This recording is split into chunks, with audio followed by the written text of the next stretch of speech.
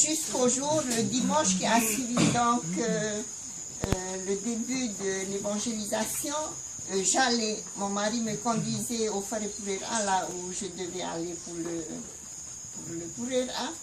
Et voilà que la porte était fermée ce dimanche-là. J'étais quelque part un peu paniquée dans mon cœur parce que je voyais arriver la chose.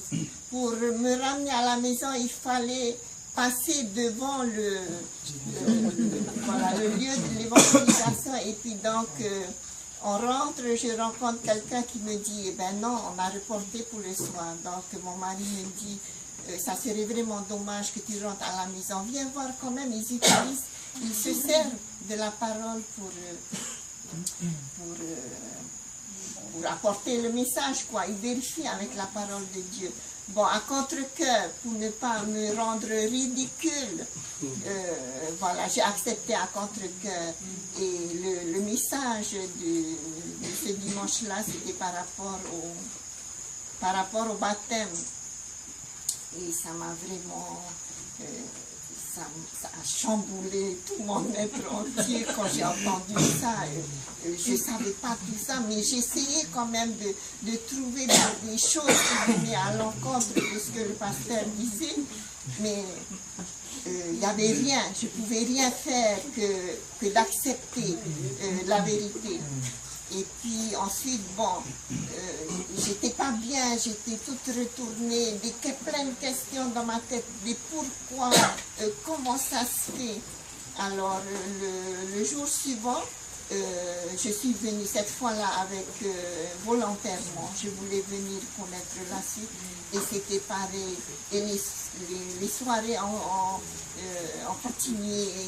Et après, mon désir, c'est que le soir arrive, comme je travaillais sur une ferme, j'avais hâte que le soir arrive, que je puisse venir écouter la parole de Dieu. Et à la fin de la mission d'évangélisation, j'étais décidée, mon mari et moi avons décidé de donner notre vie au Seigneur parce que, comme la parole de Dieu dit, ma parole ne retourne pas, ne revient pas à moi sans effet.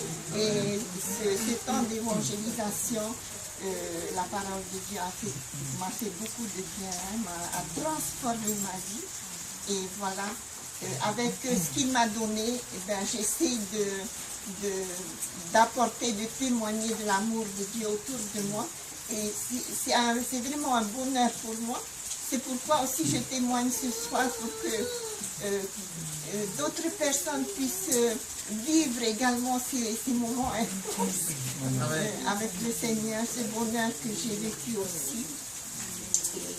Et je suis persuadée que si je maintiens, si je continue à marcher dans les voies du Seigneur, j'ai la ferme conviction que la place, que je le salue en Jésus-Christ. Et puis, je vous encourage également à persévérer, à Alléluia, criant de joie pour le Seigneur, quand il a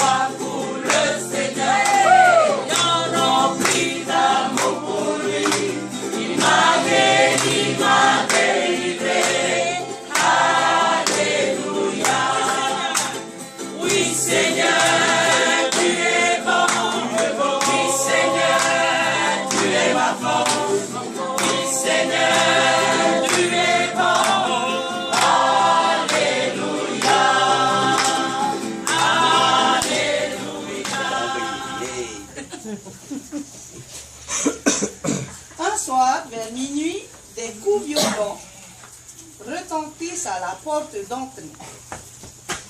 Hé, frère!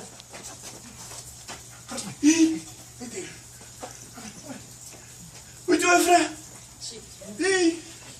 J'ai tué quelqu'un, il est mort. Frère, comment tu as fait?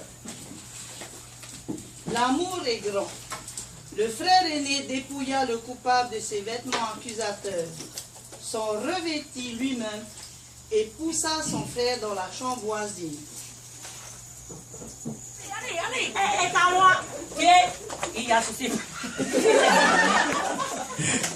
Jeté en prison, on procéda dès le lendemain à son interrogatoire.